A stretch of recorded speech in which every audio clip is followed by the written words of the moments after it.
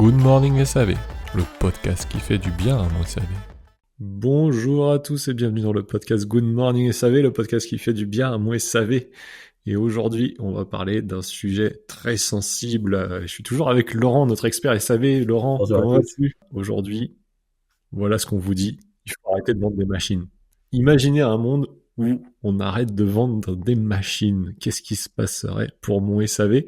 Alors quand on dit ça, Laurent, on va pas arrêter de vendre des machines, mais un peu quand même. C'est-à-dire, C'est-à-dire, pourquoi est-ce qu'on se pose ce genre de questions?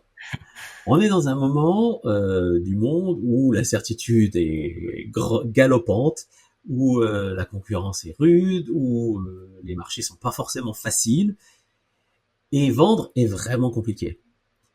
Et la plupart des entreprises ont tendance quand même à augmenter la pression sur les commerciaux en disant les gars, allez, c'est le moment, il est temps de s'y mettre et d'aller vendre un peu plus. Hein.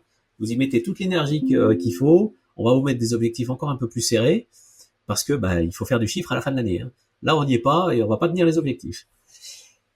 Ok, est-ce que c'est le bon schéma? Est-ce que c'est la bonne façon de faire?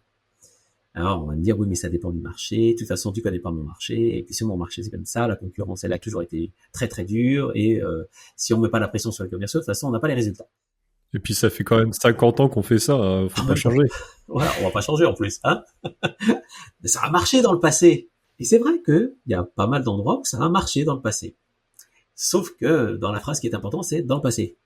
Et dans le passé, le contexte n'était pas le même. Notre contexte a légèrement changé. On est dans un monde qui a un peu bougé depuis l'arrivée d'Internet au débit, qui a un peu bougé depuis l'arrivée de l'IA, avec des générations qui sont nées dans un monde très informatisé, très mobile, où on a accès à l'information partout en temps réel, où on a des clients qui sont encore plus exigeants parce qu'ils ont accès à l'information en temps réel. Ils en savent parfois plus que certains commerciaux sur les équipements, sur le secteur d'activité, sur les applications, etc. Et ça, c'est pas une critique vis-à-vis des commerciaux, hein, c'est simplement que les clients se renseignent. Ils vont chercher de l'information, ils attendent plus que l'information vienne à eux. On est dans un monde où si on applique les mêmes recettes, on va pas avoir du tout les mêmes résultats. C'est impossible. En tout cas, penser comme ça ne marchera pas.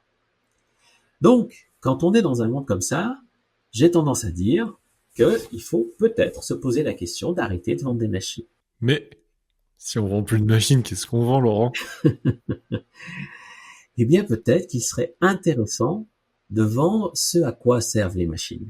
Et c'est là que ça nous amène au SAV. En fait, nos clients, d'une manière générale, quel qu'ils soient, hein, quelle que soit l'activité que l'on a, ils n'achètent pas des machines, ils achètent des fonctionnalités. Ils achètent ce à quoi sert la machine, et dans ce à quoi se sert la machine, ce qu'ils achètent, c'est ce qui a de la valeur pour eux. Nous achetons tous de la valeur. Ce qui n'a pas de valeur, on a rarement envie de l'acheter. Assez rare quand même. Et on trouve toujours que c'est trop cher, hein, puisque ça n'a pas de valeur. Donc, ce que l'on va aller chercher, c'est ce qui a de la valeur. Donc la question, en fait, c'est que, est-ce qu'une entreprise, ça doit faire de l'argent? Je laisse à chacun quelques minutes pour réfléchir. Alors évidemment, on va me dire, mais enfin, bon, évidemment qu'une entreprise, ça doit faire de l'argent. Comment tu veux qu'une entreprise survive si elle n'a pas de rentabilité? Ce à quoi je serais complètement d'accord. Effectivement. Sans rentabilité, il n'y a plus d'entreprise. Mais est-ce que la rentabilité est la finalité? Non. C'est la valeur générée qui est la finalité. Si vous ne générez pas de valeur sur votre marché, la rentabilité, vous allez courir après. La rentabilité est une conséquence du niveau de valeur qu'on produit sur un marché. Plus les fonctionnalités que vous mettez à disposition de clients génèrent de la valeur, plus ces clients seront prêts à payer pour. Et s'ils sont prêts à payer pour, à ce moment-là, vous générez de la rentabilité, à condition bien sûr de maîtriser les coûts qui sont derrière. Mais c'est la condition sine qua non, c'est de générer de la valeur. Donc la finalité n'est pas la rentabilité, c'est la valeur. Et on pourrait même dire les valeurs, puisqu'il y a plusieurs familles de valeurs. Mais je vais faire simple, c'est la valeur. Je vais donner un exemple. Dans les activités, dans les activités de BTP, dans les activités agricoles, dans les activités de manutention, il y a longtemps qu'on est passé à des modes locatifs, où on met du matériel à disposition et le client paye un loyer avec plus ou moins de services associés. Il y a le full service où normalement tout est compris, il s'occupe de rien, ou presque, Et chaque fois qu'il y a un pépin, on va intervenir, on lui mettra du matériel de remplacement si besoin, etc., etc. Construit des contrats comme ça. Cette logique-là de mise à disposition, c'est un premier pas vers cette logique de je te mets à disposition la fonctionnalité dont tu as besoin. Mais ce n'est pas encore le modèle économique en tant que tel, c'est plutôt le modèle financier. On trouve une autre façon de financer le matériel. La difficulté avec la location, c'est que pendant que le client loue le matériel, il en est propriétaire. Et c'est lui qui, pendant un temps, est propriétaire, et puis quand il me rend le matériel, j'en redeviens propriétaire. Donc on transfère comme ça la propriété. C'est pas forcément très intéressant. Les modèles économiques qui devraient nous interroger plus sont les modèles économiques où la propriété du matériel, tout du long, et ne finance et ne fait payer au client que l'usage de la fonctionnalité, des fonctionnalités qu'il utilise. Il en utilise beaucoup, il paye un peu plus, il en utilise moins, il paye un peu moins. Ces modèles-là, on appelle ça l'économie de la fonctionnalité et de la coopération, sont des modèles qui devraient interroger toutes les entreprises. Non pas simplement comme un modèle pour penser une autre façon de contractualiser, de financer l'activité, mais sur la question de comment nous générons réellement de la valeur. Quel est notre niveau, notre compréhension réelle de ce que font les clients des matériels qu'on leur met dans les mains? À quel niveau on sait réellement ce qu'ils en font? Quelles fonctionnalités ils utilisent vraiment? Quelles sont celles qui génèrent énormément de valeur pour eux? Celles qui en génèrent un petit peu? Celles qui en génèrent pas du tout? Si on le savait de manière extrêmement précise, peut-être que déjà, on ne développerait pas toutes ces fonctionnalités. S'il y en a qui sont pas utiles et peu utilisées, peut-être qu'on les développe pas du tout. Donc on économiserait en R&D. On économiserait en production, puisqu'il y a des composants, il y a des éléments mécaniques, pneumatiques, hydrauliques qu'on mettrait peut-être pas sur les équipements. Il y a du bout de logiciel, peut-être qu'on développerait pas. Donc on ferait des économies. Donc le produit, peut-être, arriverait aussi plus vite sur le marché. Le fameux time to market, sur lequel on donne beaucoup d'importance en marketing, peut-être qu'il serait meilleur, parce qu'on passerait moins de temps. Il serait moins compliqué. Et ça serait peut-être moins compliqué, le produit, à la fin. Donc s'il est plus facile à utiliser, peut-être qu'on aurait moins de problèmes d'utilisation. Et puis s'il y a moins de composants, que ce soit mécanique ou électronique ou informatique, peut-être que du coup on aurait moins de panne. Et ainsi de suite. Et on se rend compte qu'en fait, en réinterrogeant simplement la question des usages, on réinterroge la question des fonctionnalités, et il y a tout un tas d'effets à la chaîne derrière qui vont peut-être être supprimés ou améliorés. Et en fait, c'est ça la question à se poser. Et tout chef d'entreprise, tout comité de direction devrait se poser chaque matin la question de qu'est-ce qui génère de la valeur dans mon entreprise? Pour les clients, et pour les collaborateurs, et pour les fournisseurs, et pour le territoire, et pour tous les autres partenaires qui gravitent autour de nous. Qu'est-ce qui génère de la valeur? Un vrai sujet, là. Est-ce que tous les dirigeants qui nous écoutent ont une lecture claire de ce qui génère de la valeur dans leur écosystème? Peut-être que quelques-uns, oui, peut-être à des niveaux différents. Ok, on peut le supposer. Et ensuite, comment mes équipes, mes managers, mes collaborateurs ont une compréhension de ce qui a de la valeur pour notre écosystème? Comment on les a fait contribuer à la compréhension de cette valeur? Et je peux parier que dans toutes les entreprises, chaque collaborateur a des bribes de ce qui a de la valeur. Des petits morceaux. Avec dedans des interprétations, des contradictions, des oppositions, des désaccords. Parce que c'est la nature humaine est ainsi faite que nous lisons la réalité de manière différente. Donc, pour être peut-être un petit peu plus concret, je vais prendre un exemple. On sait que une entreprise qui fournit de la technologie, quelle que soit la typologie de machine, de logiciel, d'équipement, a intérêt à développer des contrats, à développer des services, des prestations récurrentes que le client achète régulièrement. Et celle à laquelle on passe le plus souvent, c'est le contrat préventif. On va faire en sorte d'intervenir chez le client pour faire l'entretien régulier de l'équipement pour qu'il tombe le moins possible en panne. Quand on est constructeur, c'est évident qu'un contrat de préventif va améliorer la vie du client, puisque on va venir régulièrement comprendre comment ça se passe, éventuellement corriger certaines choses, éventuellement ajuster certains consommables, changer certaines pièces. Donc forcément, la durabilité va être meilleure. Côté distributeur ou concession, c'est évident, puisque si jamais on vend des préventifs, il y aura moins de pannes. Donc on sera moins dans l'urgence, on aura moins à courir et à faire le pompier, donc le client sera moins pris par des pannes dérangeantes. Côté client, c'est pas évident du tout, Pourquoi je vous ferai venir et je paierai un service pour quelque chose qui n'arrive pas? Parce que quand vous venez, j'ai pas de panne. Quand vous repartez, j'ai pas de panne. Donc, je paye pourquoi, en fait? Pour vous voir venir? Vous faisiez plaisir sur la machine? Donc, ce qui est évident pour un constructeur ou un distributeur ou un concessionnaire ne l'est pas forcément pour les clients du tout. Et c'est toujours la problématique quand on essaie d'associer des services à ce que l'on fait, c'est qu'on les pense de notre point de vue. On a du mal à le penser côté utilisateur.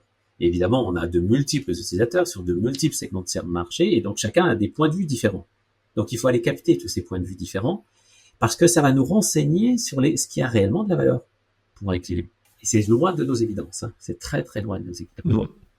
Donc c'est ça, la question de réfléchir sur son modèle économique, de repenser la façon dont on vend nos équipements, implique d'aller chercher ce degré-là de compréhension. Les usages, la valeur perçue, la valeur réelle, ce pourquoi les clients seront prêts à payer. Si vous développez des services qui ont de la valeur pour un client, il sera toujours content de vous le payer. Il y aura de la négo, il y aura de la discussion, il y aura de la concurrence, ok. Mais il sera content de vous le payer. Si vous développez quelque chose qui n'a pas de valeur, il va pas vouloir l'acheter. Vos commerciaux vont être en difficulté pour le vendre. Vous allez augmenter la pression sur les commerciaux. Vous allez chercher à améliorer votre processus et votre fonctionnement commercial. Alors que c'est pas le sujet, en fait. C'est que le produit n'est pas adapté au marché. Ça semble évident quand on le dit comme ça, mais c'est plus facile pour les entreprises en général de le comprendre sur des produits, un peu plus difficile de le comprendre sur des services. Parce que la valeur perçue a beaucoup plus de portes à ouvrir, elle a beaucoup plus de possibilités de s'exprimer. Et on va peu la chercher, contrairement aux fonctionnalités techniques. Donc ça, c'est l'enjeu. C'est vraiment l'enjeu. C'est de se poser la question de finalement comment je dois réinterroger mon modèle économique. Et peut-être que je vais aboutir à la compréhension que sur certaines gammes de machines, il faut que j'arrête de les vendre, il faut que j'en vende l'usage. Et un exemple hyper concret dont tu m'as parlé, justement, qu'on avait parlé de ça en off, c'est quelqu'un qui fait des pneus et qui ne vend plus de pneus apparemment. Tu peux nous donner cet exemple-là? Je pense qu'il va vraiment parler à tout le monde pour comprendre pourquoi on pourrait arrêter de vendre des machines ou des accessoires. Hein. Oui, c'est un exemple en plus qui est bien documenté. Si vous faites quelques recherches sur Internet, vous trouverez pas mal d'informations. Donc c'est Michelin qui, il y a quelques années, a décidé pour les grands logisticiens d'arrêter de vendre les pneus. Alors c'est pas une décision qui a été prise comme ça, une lubie à un moment donné de la direction de se dire tiens, il faudra qu'on arrête de vendre des pneus. C'est une décision qui a été prise en comprenant mieux le marché. Pour faire simple et pour synthétiser, Michelin a regardé ce qui se passait sur son marché, en observant que les grands logisticiens, leur métier, c'est de déplacer des marchandises d'un point A à un point B, dans un temps délai donné, à un coût donné, et quelques conditions particulières données. La question du pneu est totalement secondaire. C'est absolument pas un sujet. Sauf qu'un pneu mal entretenu, c'est un pneu qui peut éclater. Un pneu qui éclate, c'est la mise en danger d'autrui, du conducteur, des personnes qui peuvent être autour à ce moment-là. C'est une marchandise qui n'arrive pas en temps et en heure, des dégâts de biens autour, et peut-être même des pénalités, parce que la marchandise n'est pas arrivée en temps et en heure. Une assurance qui va jouer, une assurance dont le coût va augmenter, et ainsi tout un tas de conséquences comme ça, complémentaires. Et je fais très simple. Si on prend juste ces considérations-là, on peut se dire, à ce moment-là, c'est peut-être mon intérêt en tant que fournisseur de pneus de m'occuper de la vie de ce pneu. Et d'enlever cette épine-là à ceux qui les utilisent. Et donc, pour ce faire, je vais devoir rajouter un peu de technologie, parce qu'il va falloir que je sache à distance comment s'usent les pneus, à quel moment il faut intervenir, que je rajoute un peu d'innovation, puisque si ces pneus-là, j'arrête de les vendre et que je les mets à disposition, il faut qu'ils durent le plus longtemps possible, c'est mon intérêt financier. Donc, je vais faire rentrer de la durabilité pour des raisons économiques dans mon entreprise, même si Michelin le fait aussi pour d'autres raisons, et donc de l'innovation. Et je vais pouvoir dire à mon client, je te vends ces pneus au prix, au kilomètre parcouru. Ça va te coûter tant de centimes, tant d'euros par kilomètre parcouru. Plus tu fais de kilomètres, plus tu payes. Moins tu fais de kilomètres, moins tu payes. Côté client, c'est génial. La charge devient variable. Donc c'est plus un truc fixe que je dois changer régulièrement, c'est un truc qui varie en fonction de mon activité. Et je m'en occupe plus du tout. Je ne me pose plus jamais la question des pneus. Quelqu'un s'en charge pour moi. Alors évidemment, pour une entreprise comme Michelin, ça veut dire aussi d'avoir un réseau partenaire qui va être capable de faire venir les camions, de faire le travail qui doit être fait. Okay, ça demande de la supervision, ça demande d'avoir un centre quelque part qui va réunir toutes les informations de tous ces camions en circulation pour savoir quand il faut intervenir, sous quelle forme, comment, etc. Et puis, ça demande d'ajouter des prestations complémentaires, comme par exemple le fait de former des conducteurs à l'éco-conduite, aux bonnes pratiques de conduite pour user le moins possible les pneus, de les utiliser de la meilleure façon possible. Et ainsi de suite. Et on peut imaginer comme ça tout un tas de services. Et donc, c'est ce qu'a fait Michelin. Et très, très vite, ça a eu un très gros succès. Parce que ça enlevait deux réelles épines aux utilisateurs de logisticiens de pneus. Donc, on est très loin de dire je vais louer des pneus. Okay, c'est pas du tout ça le chemin. Le chemin, c'est que le pneu n'est pas quelque chose qui a de la valeur en tant que tel pour mon client. Ce dont il a besoin, c'est de ne plus s'en occuper. C'est que ce soit plus un sujet. C'est ça dont il a besoin. Et que cette charge, du coup, devienne variable. Donc, on déplace complètement la façon de penser, le mode de penser, et ça permet d'avoir un service ultra pertinent que les clients sont très contents d'acheter. C'est ça. Parce que si on se place du point de vue du logisticien, lui, il veut juste livrer des marchandises. Il veut pas avoir embauché, on va dire, des mécaniciens ou des spécialistes du pneu pour vérifier s'il faut rechapper, si c'est à la bonne pression, si le truc est usé, appeler les chauffeurs parce que c'est les chauffeurs qui ont leur camion. Est-ce que tu as vérifié les pneus? Si c'est comme dans le matériel agricole, les mecs ils vérifient jamais rien parce que ils ont pareil, eux c'est pas ils ont autre chose à faire, on va dire.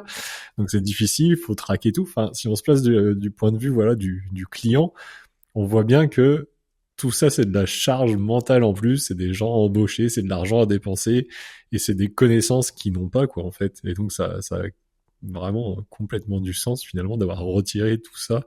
En fait, on leur retire, mais surtout, on leur rend un énorme service, quoi. Oui. Et c'est là où on peut faire le lien avec le fait que, à un moment donné, il faut peut-être se poser la question d'arrêter de vendre des équipements. C'est de se dire, finalement, qu'est-ce que je vends à mes clients? Et plus précisément, on renverse la question, et c'est, qu'est-ce que mes clients achètent chez moi? Qu'est-ce qu'ils achètent ailleurs? Parce que si je reprends l'exemple des pneus, je suis un logisticien, les pneus, je vais pas les faire rechapper ou réparer chez Michelin. Je vais le faire chez mon garagiste du coin, qui s'occupe aussi de mon camion. Donc, non seulement je vais acheter des pneus indirectement chez Michelin, mais je vais acheter de la prestation localement, chez quelqu'un d'autre. Ou peut-être que j'ai mon propre garage, si j'ai une grosse flotte et que je gère moi-même avec mes propres mécanos.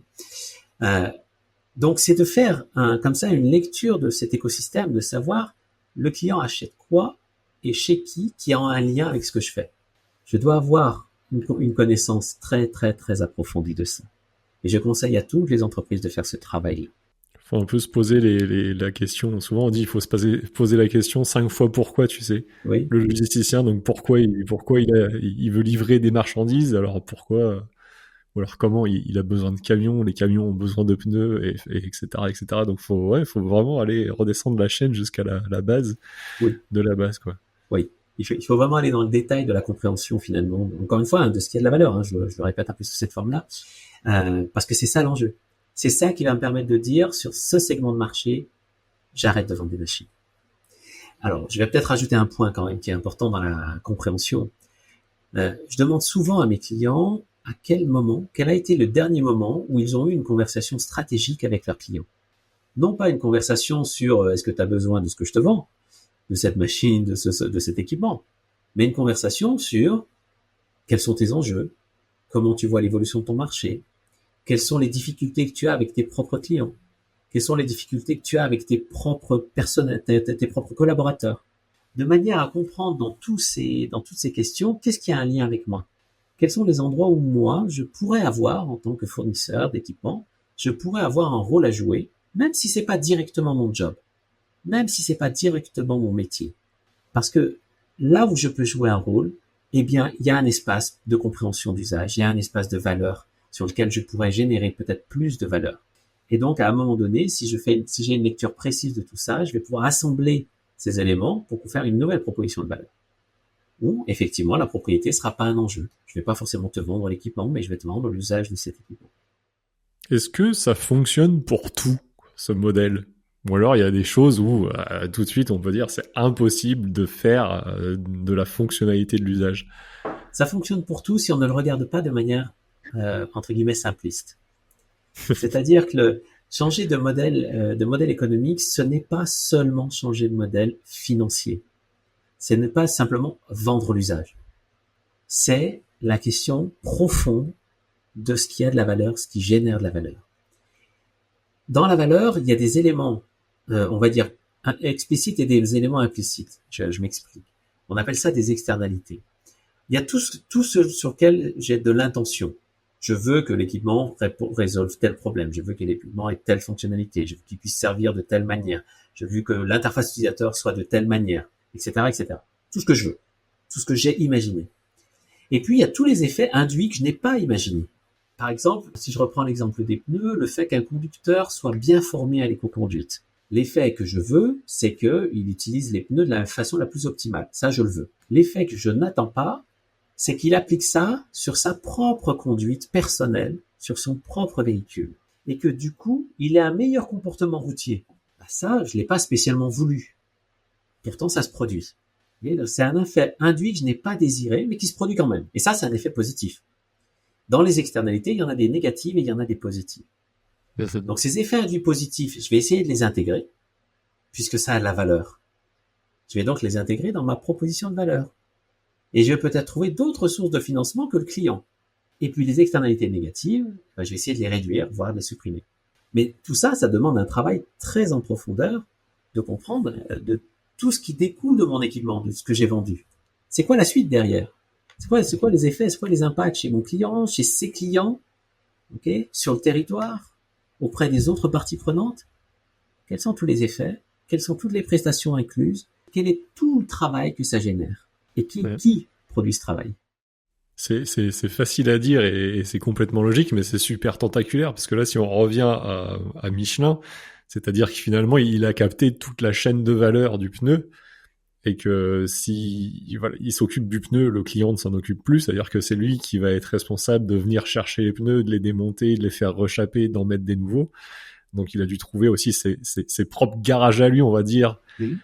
Ou c'est Michelin directement, j'en sais rien, mais du coup ses propres garages à lui peut-être, alors qu'avant c'était le client qui faisait appel à ses garages, mais le client ne s'en occupe plus du tout.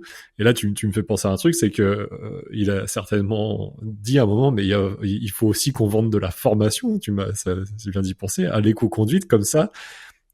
Donc c'est un service en plus qu'il va vendre au client, je suppose, ou alors c'est compris dans le truc du pneu au kilomètre.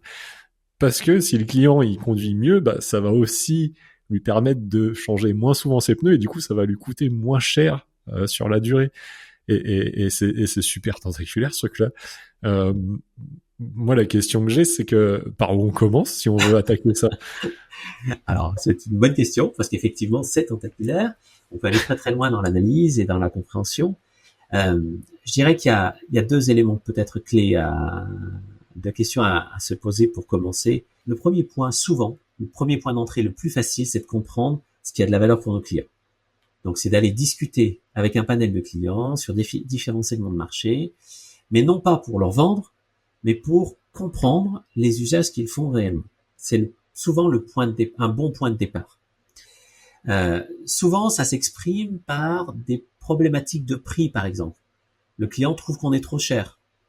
Le client trouve que notre produit est pas à la hauteur de ses attentes. Le client trouve que nos services sont pas exactement ce qu'il cherche, pas ça exactement qu'il voudrait. Il y a des choses qui lui manquent, ou des choses qui sont en trop, ou en plus, ou pas assez.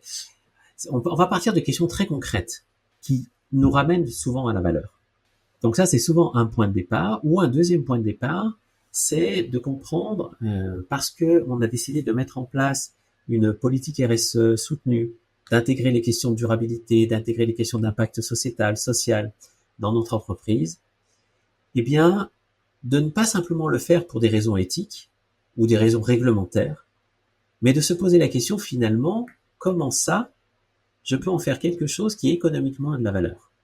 Parce que la démarche, je prends la démarche RSE pour faire simple, mais toutes les démarches que l'on peut mettre pour améliorer la robustesse de l'entreprise, la durabilité, la réparabilité des produits, etc. Toutes ces démarches-là en fait, ont des raisons économiques d'exister. Et elles ne doivent pas avoir juste une raison réglementaire. Si on le fait que pour répondre à la réglementation, on se trompe. Et là, je le dis clairement, on se trompe. On doit le faire parce qu'on doit respecter la réglementation, bien entendu. Mais c'est pas suffisant.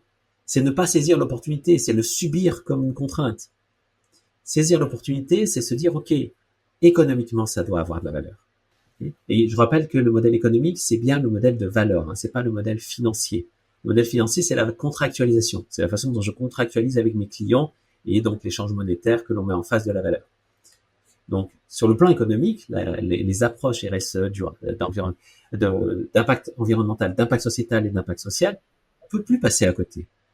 Et ça fait très longtemps qu'on peut plus passer à côté. Donc, je conseille à toutes les entreprises qui ont engagé quelque chose là-dedans, d'utiliser cette clé d'entrée et de se dire, OK, qu'est-ce qu'il y a de la valeur dans ce que l'on fait là-dedans, dans cette démarche-là réglementaire qu'on a initiée?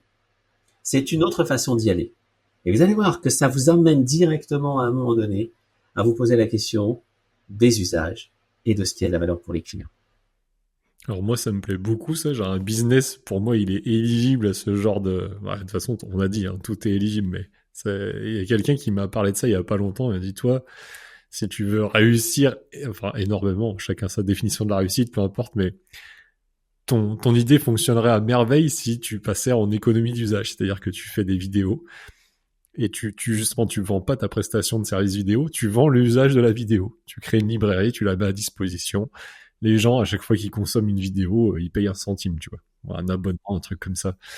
Ok, c'est génial cette histoire, mais ou même sans parler de moi, je reviens, tu parlais de Xeros. Xeros, ils ont dit, nous, on va plus vendre des photocopieurs, on va vendre des copies, parce que les gens, ce dont ils ont besoin, c'est de la copie, du scanner, enfin de leur photocopie.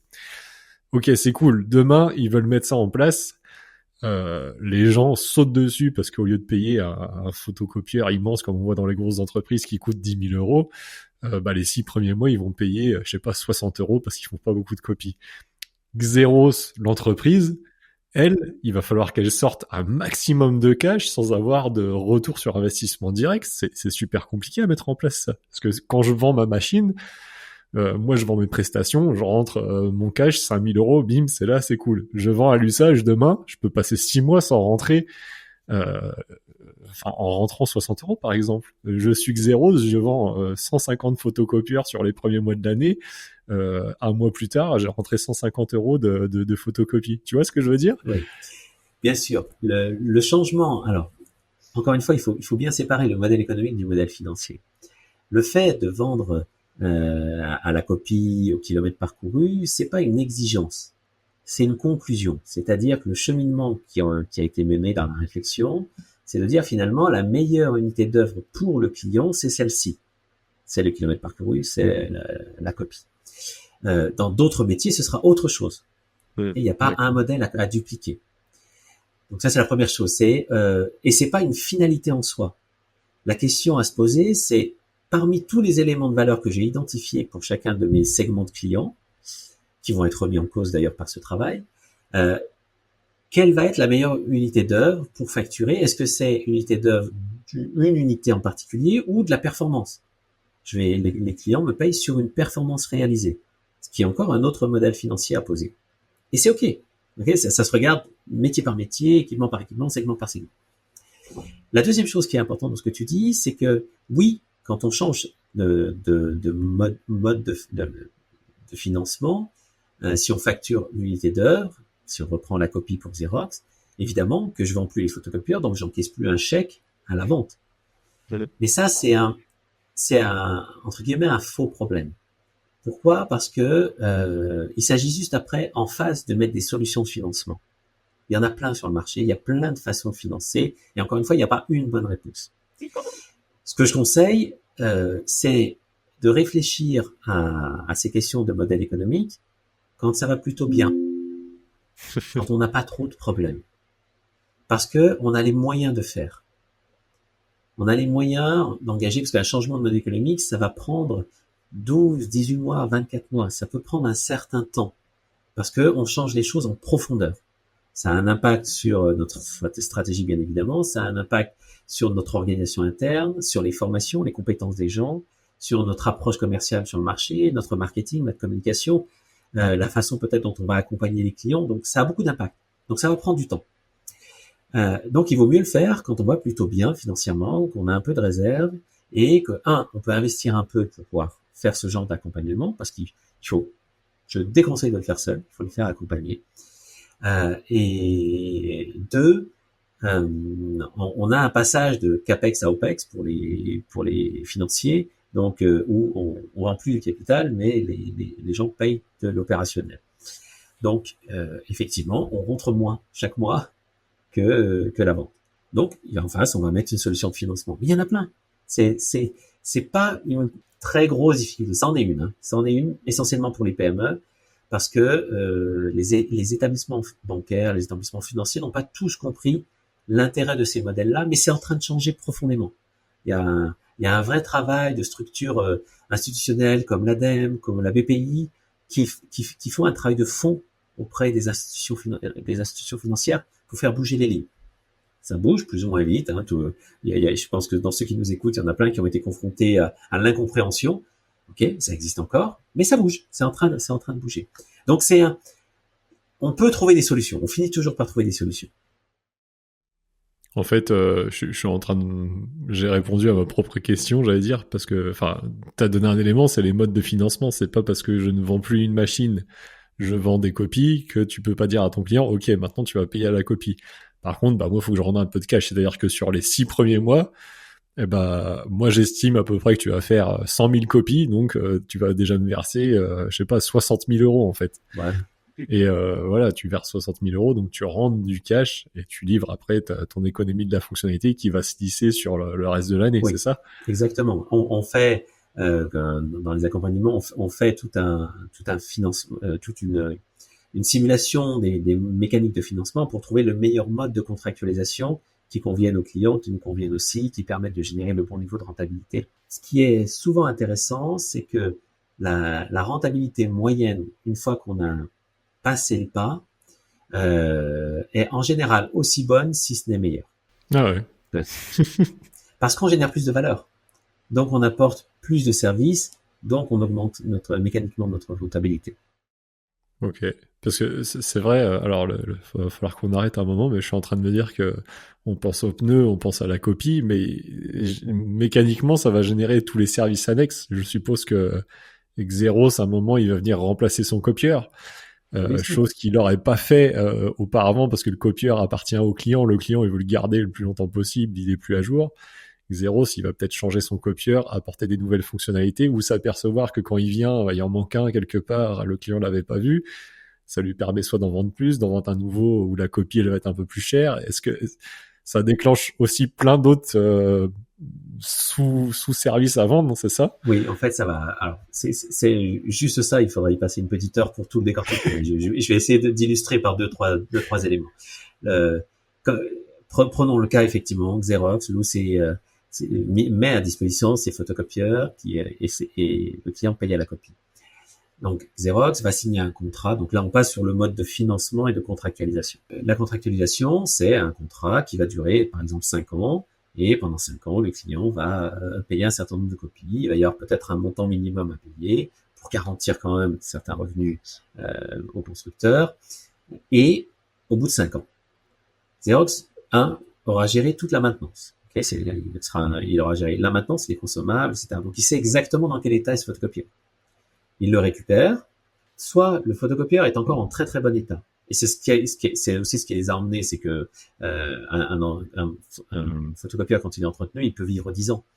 Si on change les pièces un peu nécessaires, il peut vivre 10 ans. On n'a pas besoin de tout changer. Donc, au bout de 5 ans, il sait ce qui doit être changé. Donc, il va changer les pièces nécessaires qui doivent être absolument changées. Et l'ensemble mécanique repart pour 5 ans. Donc, on a une deuxième contractualisation de 5 ans sur le même matériel avec quelques ajustements. Donc la rentabilité est forcément meilleure. On a, de la même manière, imaginons qu'au bout de 10 ans, il est plus du tout bon, on récupère le matériel toujours, parce qu'on est toujours propriétaire. Dans ce matériel, il y a des pièces qui sont toujours bonnes, malgré qu'elles aient vécu 5 ans, 7 ans, 10 ans. Eh bien, ces pièces qui sont encore bonnes, on va les introduire dans un nouveau matériel neuf. Donc, on ne va pas consommer des ressources pour reproduire des pièces, on va utiliser des pièces déjà existantes. Donc, on va consommer moins de ressources, moins d'énergie, on va avoir un impact environnemental positif et économique positif, puisque je réutilise des pièces que j'ai fabriquées il y a 5 ans, 7 ans, 10 ans. Et elles repartent pour un cycle. Et ainsi de suite.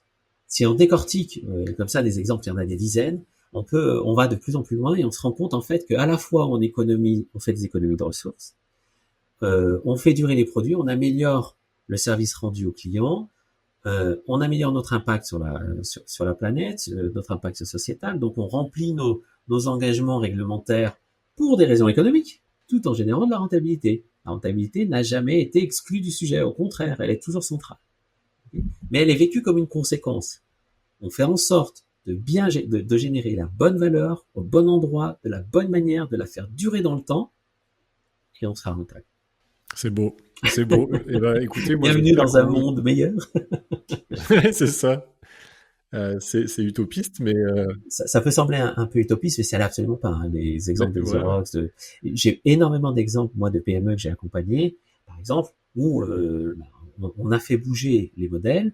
Alors, ça se met en place, c'est plus ou moins facile, hein, bien sûr. Je dis pas que c'est un changement facile parce qu'il faut aussi éduquer les clients, mais c'est quelque chose qui, dans tous les cas de figure, permet de résoudre l'équation concurrence, contraintes réglementaires, accès au marché, rentabilité et fidélisation des talents. En fait, quand on remet en cause notre modèle économique, ça nous permet de traiter tout un tas de problématiques qu'on vit aujourd'hui sans forcément identifier les liens entre ces problématiques, en pensant qu'elles sont séparées, parce que il y en a une qui ressemble à des questions managériales, il y en a une qui ressemble à une question fonctionnelle, et une autre qui correspond à une question de service. Et on pense en silo, alors qu'en fait, elles sont souvent toutes liées. En tout cas, moi, ça m'a donné beaucoup d'idées. J'espère que vous aussi. Et moi, qui viens du matériel agricole, ça me fait des signaux dans tous les sens. Et notamment, juste pour aborder ça, c'est que tu as parlé de tout un tas de fonctionnalités qu'on développait et dont on n'avait peut-être pas besoin. Et souvent, on entend dire les agriculteurs, ouais, vous développez ci et ça et machin, on s'en sert pas. Moi, quand je questionne depuis que je fais mon boulot sur quoi il faut faire des tutos, les gens ils finissent par dire c'est vrai que de toute façon même nous on utilise à peine 10% des fonctionnalités de notre machine tellement il y en a et on sait plus et machin. Et là, mais en plein dans le mille, c'est vrai que des fois, il y a peut-être des questions qu'on devrait se poser un peu plus. Ça pourrait aider. Oui, clairement. Et on en revient toujours à la question de compréhension des usages. Au lieu de faire des produits pour se faire plaisir, parce qu'on veut absolument se démarquer de la concurrence, je dis pas qu'il faut pas le faire, hein, attention. Il faut pas simplifier ce que je dis, mais n'empêche que c'est pas le bon mode de pensée. C'est-à-dire que à un vrai problème, se démarquer de la concurrence, répondre aux attentes des clients, on répond de la mauvaise façon en surmultipliant les fonctionnalités. Ça a des impacts environnementaux, ça a des impacts en ressources, ça a des impacts énergétiques, ça a des impacts en termes d'utilisation ou des mauvaises utilisations, donc c'est pas forcément le bon chemin. Allez, à vos crayons, vos papiers, et puis faites péter les idées. Laissez-nous un peu des commentaires sur comment vous pourriez révolutionner l'économie de l'usage dans votre secteur. Ouais, ça peut être sympa. Exprimez-nous en quoi vous êtes d'accord et en quoi vous n'êtes pas d'accord. Ça nous intéresse. Allez, au plaisir, bonne semaine. Bonne semaine à tous. C'est fini. Rendez-vous la semaine prochaine pour un nouvel épisode. Sache que c'est Laurent Bella avec sa société Service Essence qui propulse ce podcast. Service Essence propose des services pour améliorer ton SAV, des formations, du consulting et tout un tas d'outils qui pourront te faire passer un cap avec ton entreprise. À bientôt!